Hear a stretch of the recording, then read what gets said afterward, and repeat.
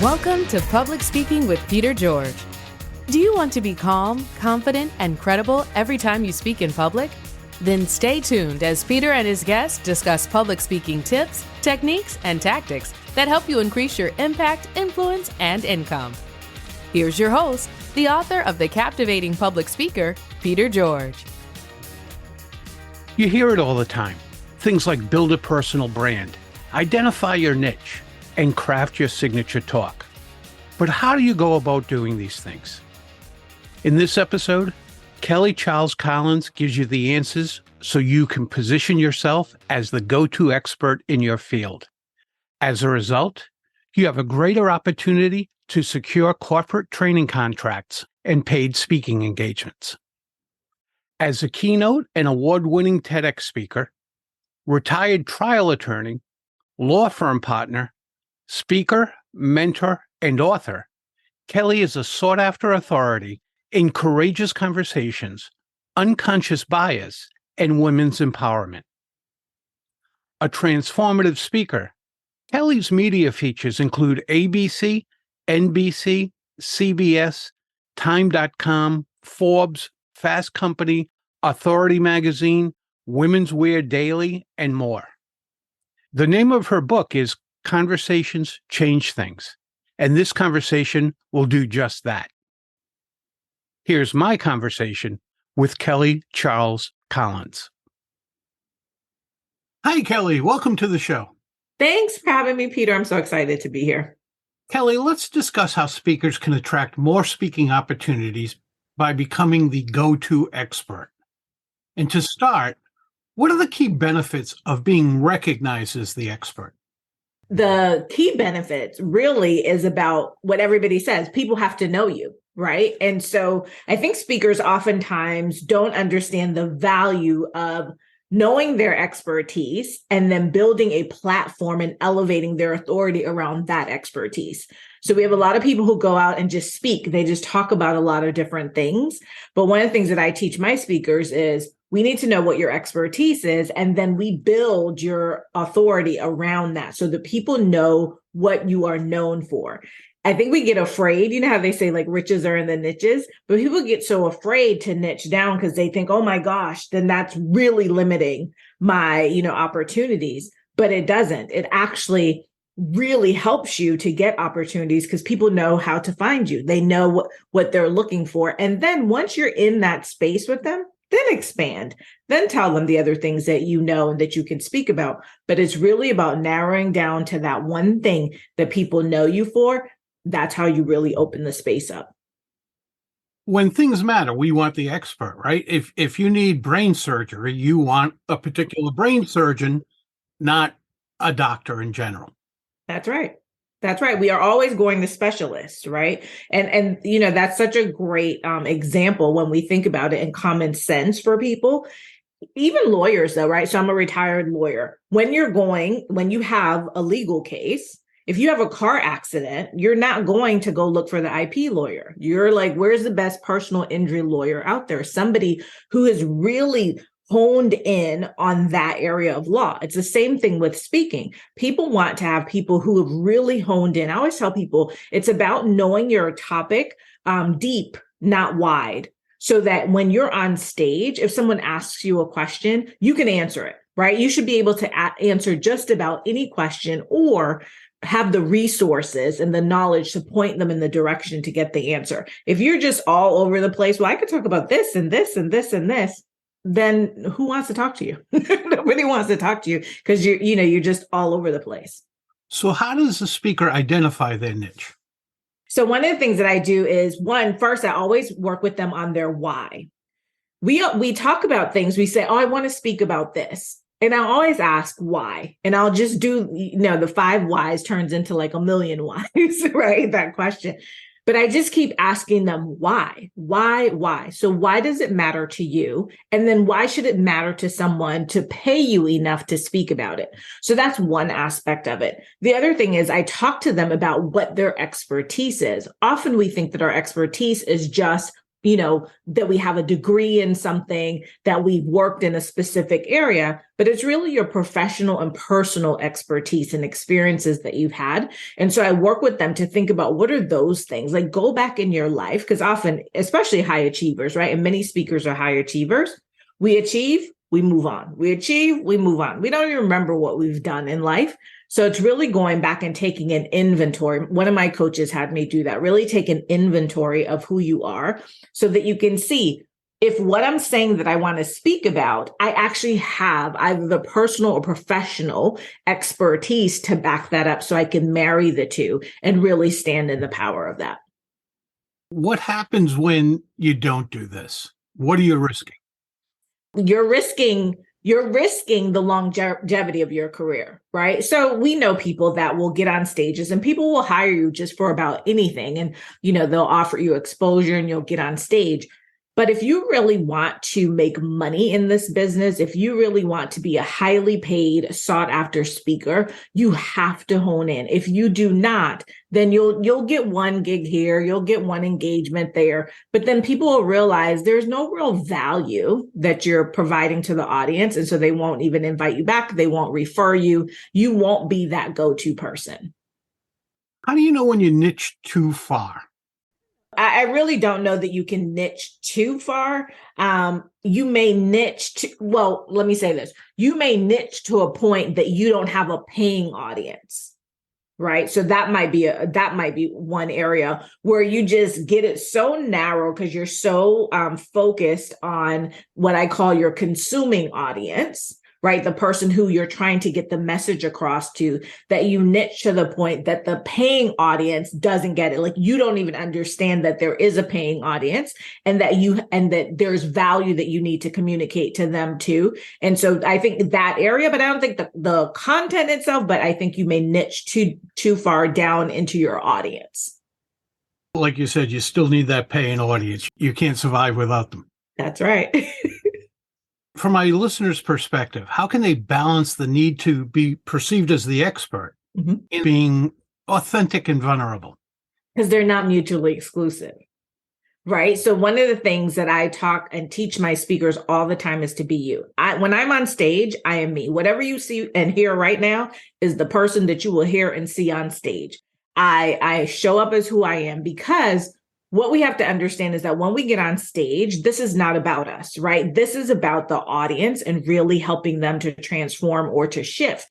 And the way that you do that is to show up as yourself. If you're trying to show up as, the guru that you've been watching forever and trying to mimic who they are and mimic the way they speak and mimic, all of their rhythms, then people are not going to connect with you. So the important thing is to make sure that you are connecting and understanding that being who you are authentically every single day, whether you're on video, whether you're on stage, whether you're at home with your cats and your dogs and your family, just be that person because people will love that person. People will enjoy that person. So they're not mutually exclusive.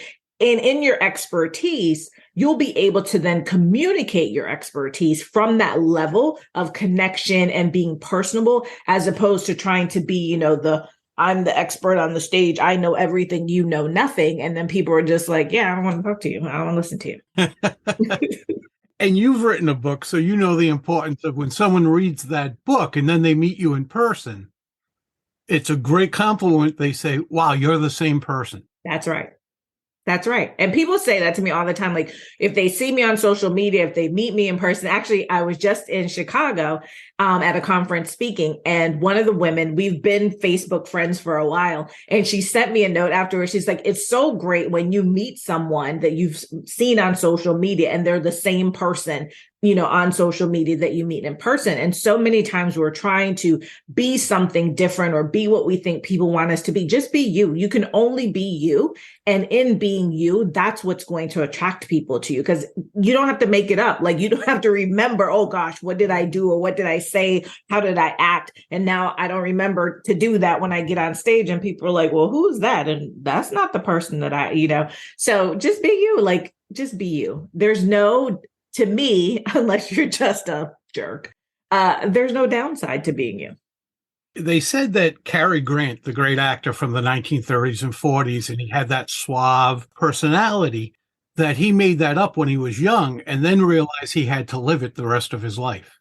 Because if you make up the lie, you got to live through it. Yeah, you have to live through it, and you have to remember it. Who has time for that? I don't have time for. I'm trying to remember what I need to say on stage and get things done. Now I have to remember like who I'm supposed to be doing that. No, who wants to do that?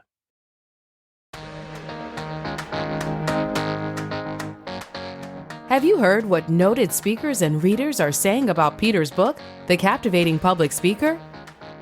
A love letter to creating significant impact and authentic influence. If you're looking to increase your impact through spoken word, this book is a must-read. Extremely well-written, engaging, fun, and serious at the same time. After this episode, please use the link in the show notes to check out The Captivating Public Speaker on Amazon. Now, back to Peter and his guest.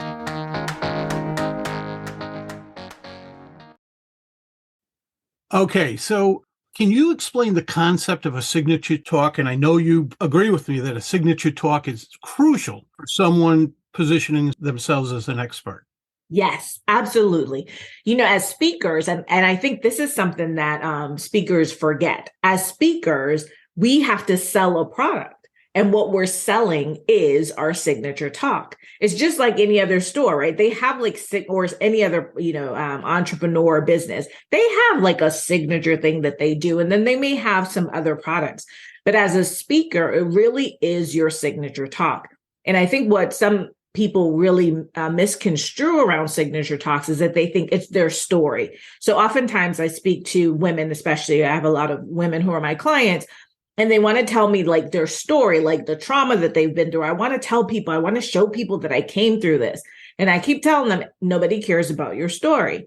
And, it's not that people don't care about your story. It's that people don't care about the story in the way that you and I would have a conversation, Peter, about, like something that happened to me. And what I have to get them to understand is that your signature talk is actually a message, right? That takes people on a particular journey. And what it does is show people that you understand what problems they have, that you understand the impact that that problem is having on their life, and that you are the solution, or you have the solution for them. So as you're taking them on this journey, right, there has to be an overall message where you insert your story for amplification, to explain something, to clarify something, to highlight something. But your story is not the message. Your story is a vehicle through which you help people to understand the lesson and the journey that you're taking them on. So at the end, for example, if you're a coach, right, that they're like, yes, I need you to help me go further. Or like if you're doing corporate stuff, yes, we need you to do additional training. Or you're just like, here are the things I need you to do, right? Here are things that you can do to really change the culture in your workplace. So it's a really, really vitally important distinction that people understand the difference between their story and the message that is a signature talk that includes their story. And, not just going out there and just being like, oh, yeah, I'll just talk about this today and I'll talk about that tomorrow. No, you have to be known for something. And that's where your expertise will help you to help people go on that journey. Even the greatest story doesn't matter if it doesn't help people on their end. That's right. Because a lot of people, what happens is they get on stage, so they tell their story and people are like, that was nice. Oh, that was really nice. And then they feel sorry for you. They feel happy for you, but it has not. I talk about this in my signature talk experience when I train speakers, and I talk about creating intrigue, transforming your audience, and shifting their perspectives. If it doesn't do those things, then you've really done nothing but spent time telling somebody a story, and they've given you time that they can never get back, and you've not done anything to impact their life in any way. So what was the value exchange? Now, when it comes to corporate training or speaking engagements at corporate events and the like, what are some of the pitfalls or maybe mistakes to avoid when going after those? Corporate, you really have to understand what I was talking about before between paying audience and consuming audience. Most speakers are focused on who is the consuming audience, so the people who are going to get the message. When you're in corporate, you have to also know that there is a paying audience and their problems, right, and what they're looking for is different than what the consuming audience is looking for. There's a correlation, but the communication and the conversation that you have with corporate about their problems to get them to bring you in to solve the consuming audience's problems is a totally different thing. And it's one of the things that we talk to our clients about, right? Between being CEO and talent, and understanding that CEO has to have these conversations with the corporate buyer, right? Not talent, because talent just wants to be on stage and talent just wants to talk to the people. Well, CEO, corporate, they want to save time. They want to save money. They don't want to end up, in court. Right. And so you talking to them about what, just talking to them about what's going to happen with the audience. They're like, yeah, I don't see the value in that. So understanding that there's a different value conversation that needs to be had in corporate is vitally important. Not always, but how's it going to affect the bottom line or affect the department or whatever we might be discussing, right? Yeah, absolutely. They want to know, how is this going to affect the business? And, people are always saying, it's not all about the bottom line. It is, right? Because if the business isn't making money, then the people that you want to speak to don't have a job for you to go speak to them. So it is about the bottom line and understanding what it is for that particular organization that is impacting their bottom line, right? So key to having conversations with corporate buyers is being able to listen. We're speakers, we like to talk a lot, right? But one of the most valuable things that you can do as a speaker is to listen, because though we have our signature talks, right? So, and I have more than one now, right? But though we have these talks, when we're listening for, okay, what is it that's happening in your organization right now? What is it that you need help with? So I can figure out which, if any, of the things that I speak about marry with that, or if I'm not the right person, right? And that I need to get someone else, right? Refer someone else or partner with someone else to kind of attach, right? So I just did this recently. I had a call with a potential client and I was listening to what she was saying. And I heard something that I was like, oh, I know that they need this, but I'm not the person for that. So I've partnered with someone who is an expert in that area and put her in my proposal to the client. So really listening inside of these conversations, and this is with anyone, whether it's corporate or, like a conference planner or whatever, really listening so that you can figure out, okay, what do they need? Because it's not about what you need, it's about what they need. Do you agree that the most effective speakers are tremendous listeners? Yes.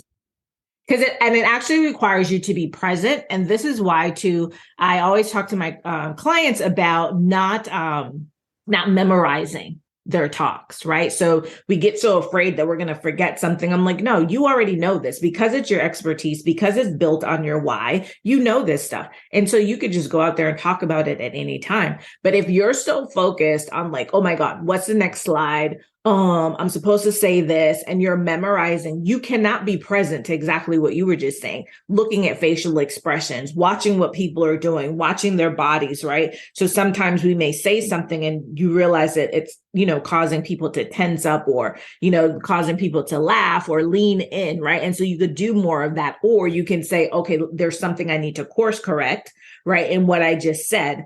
But if you're not fully present, then you can't do those things because you're just trying to like, oh, I memorized this. And, if somebody asks you a question, for example, if you're doing a training on virtual, I always tell them, like, you can ask me any question at any time. You will not throw me off. Why? Because I know this stuff. So you can ask me. You don't have to wait until the end.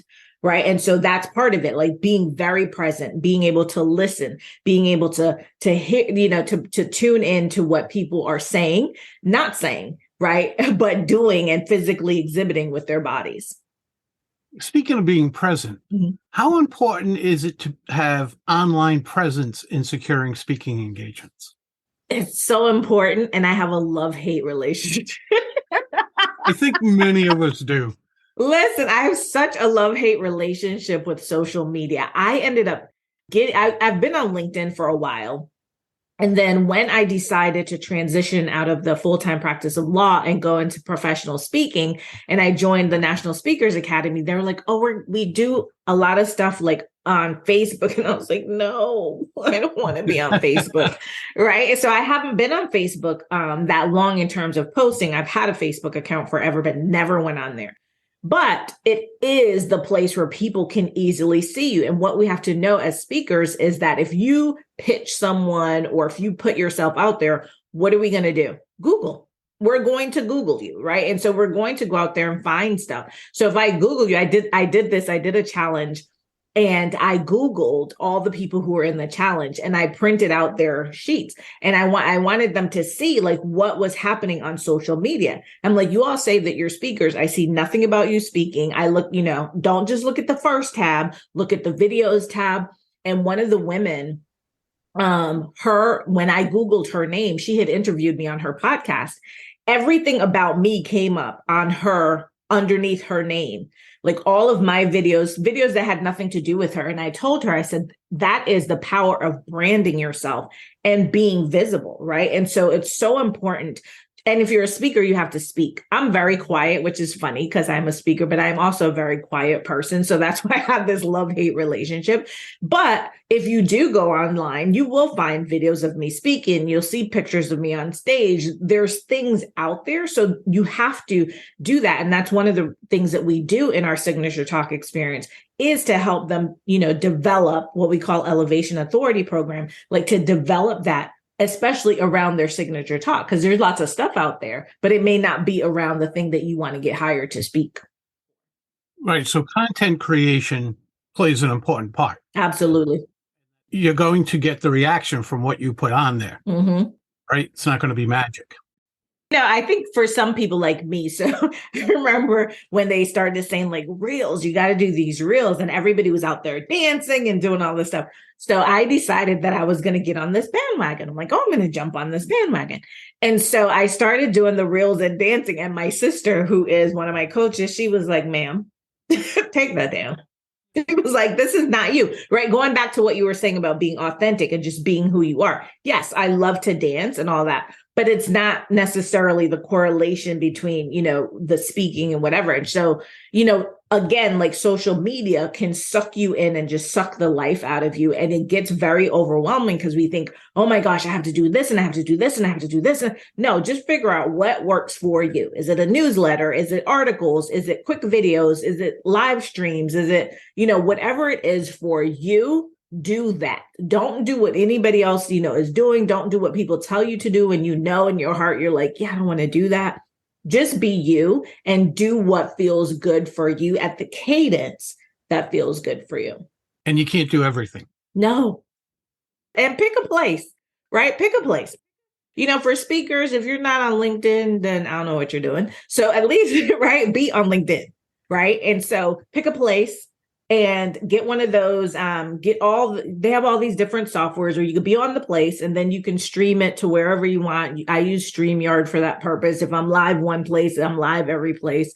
So there are ways to show up in multiple spaces and not overwhelm yourself, but like you pick what you want to do. What is the type of content you want to create? Do you want to do a podcast, right? Do a podcast. Is it a podcast where you interview people, or is it a podcast where you just speak? Is it a podcast where there's actual video, or is it just audio? You get to decide.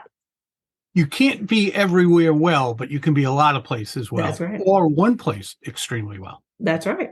There's lots of people who are just on LinkedIn and they're making money, because that's where a lot of the decision makers are.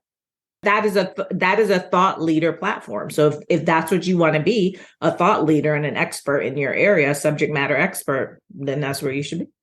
Yeah, I do well with LinkedIn and I spend a decent amount of time on it. And I don't put that time into Facebook. I copy what I put on LinkedIn and go throw it on Facebook. That's right. And I don't get quite, not even near the response. So we could argue, well, don't spend a lot of time on Facebook because I'm not getting a response there. And it also could be I'm not getting a response there because I'm not using it seriously.